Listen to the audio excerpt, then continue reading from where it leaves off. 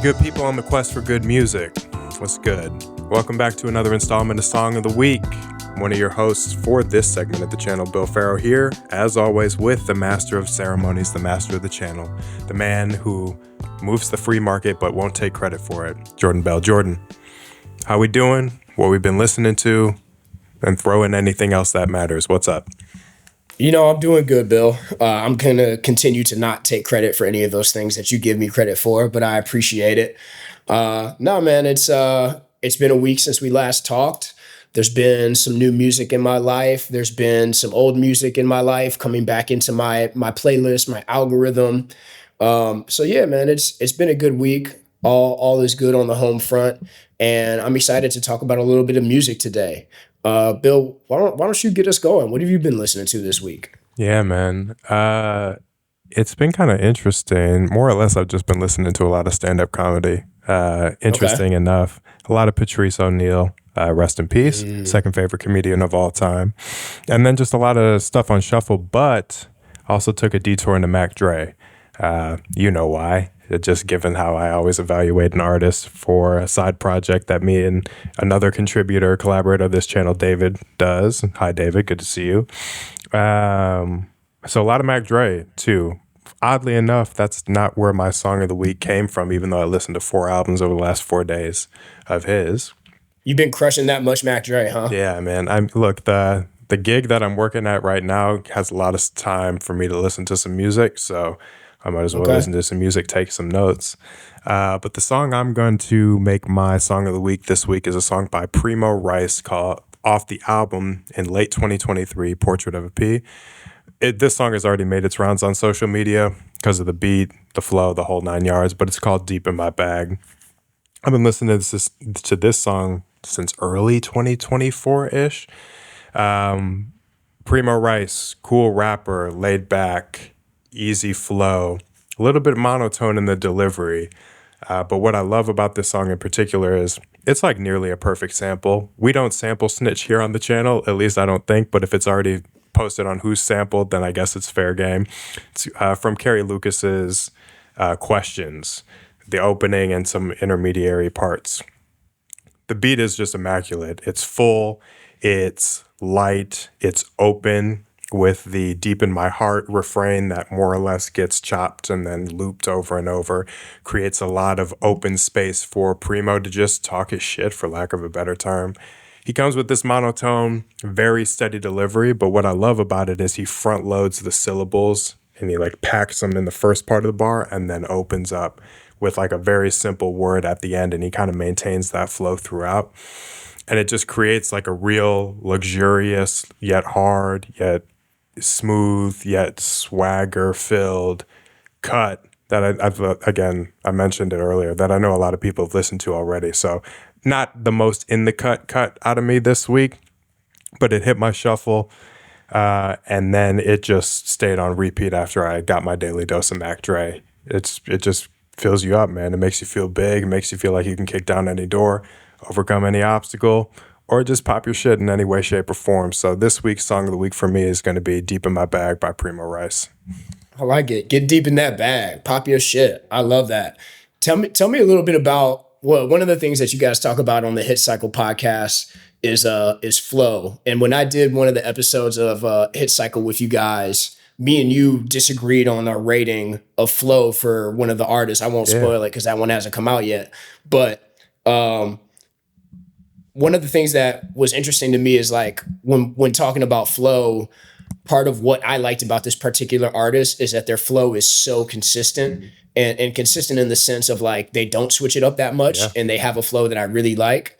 And you kind of went the other way and said like, well, I don't like that about his flow. Like he doesn't switch it up. He doesn't get creative with his syllables and things like that. So what are you looking for with flow when you're listening to different artists? Yeah. So I guess first and foremost, choosing the right flow for the production that you are deciding to rap on is obviously the most important thing. In the texture or the context of the Hit Cycle podcast, I'm actually just looking for access when I talk about flow. Do you have access to all of these different techniques?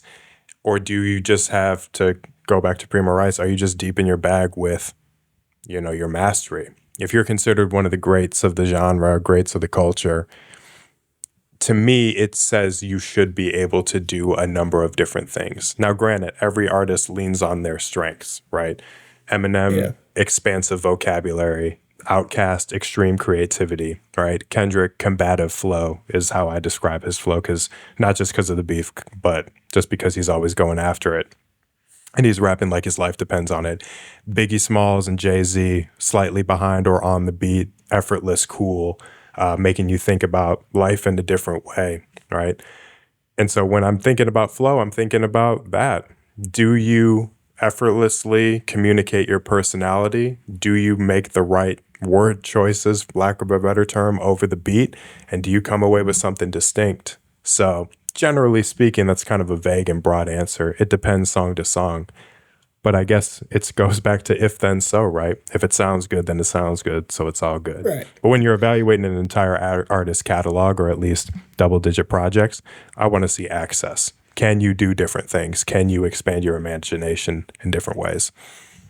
All right. And going back to Primo Rice, do you have a Primo Rice project that you recommend? Because I haven't listened to a ton of Primo Rice. Yeah, Portrait of a P is going to be the album that Deep in My Bag comes on. I think I Yeah. might have texted it to you and David a handful of months ago. And Okay. my notes on it were, hey, is this the greatest album of all time? Maybe not. Is this the quintessential example of perfect rapping all through? Maybe not, but it just sounds good, so y'all should just listen to it. So Portrait of a P, late 2023. Standout track is Deep in My Bag, but there's some other cool ones too. He's cool, he's calm, he's collected. The flow and the pace feels similar to Guru from Gangstar in some respects, but he obviously takes his own creative liberties. Nobody wants to be a carbon copy. So I'd start there. Love it. Okay. All right. Well, shouts out to Primo Rice coming in hot with Deep in My Bag for Song of the Week. So my Song of the Week is going to come from an artist, an R&B artist. And so can't remember if I mentioned this last week or not, but I have fallen into the rabbit hole of This Is Us, the TV show with what's my man's name? Sterling K. Brown, and I'm not familiar with the other actors by name, but I don't know how familiar you are with the show, but it's just It's heavy. I heard. It's heavy, right? Like, and it's like intentionally very heavy.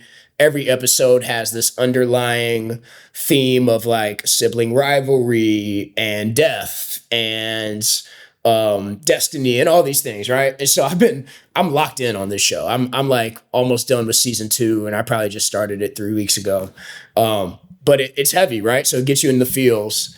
And so the other day, man, I was having a day where I didn't have to work this day, and how do I say this without making my parents upset? I went on one of those walks. If you're picking up what I'm putting With down, your cousin right? after Thanksgiving. Exactly. I went on one of those cousin walks, but I did it solo. All right. So I went on one of those walks, and I throw on my my walking playlist, and this song comes on by Teyana Taylor that I just absolutely love. And I used to bump this song all the time. And it's Gonna Love Me off of her album KTSE, which stands for Keep That Same Energy. And it's just a smooth. I'm not crazy about Teyana Taylor. I don't listen to a ton of her music, but I loved that album. This is one of those albums off of Good Music that Ye was doing with everybody, where it only had like 6 or 7 tracks on it. Yep. I think Pusha T did an album like this. Kanye, I think this is when the album was called Ye for Kanye, I think, right? For this one. If I remember correctly. Yeah, because that's the Yeah. 7-track one with I Thought About Killing Exactly. You and all that. Yeah.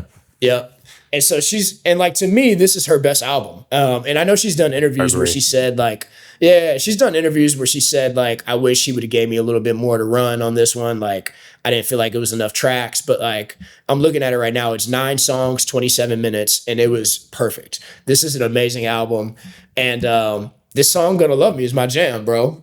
It's it's good. I texted you this the other day. I was curious what you thought. Part of what I like about music, or at least what makes a song good to me, is how many different settings can you play that song in and still enjoy it. And does that song fit well in my favorite settings to listen to music? And so I was thinking about it and I was like, this song is perfect for when I'm in the shower and I'm just trying to zone out.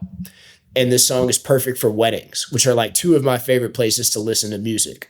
And so this song hit just perfectly the other day when I was going for my walk. And it's going to be my song of the week, Gonna Love Me by Teyana Taylor off of the album KTSE. I do love that song too. Good pick.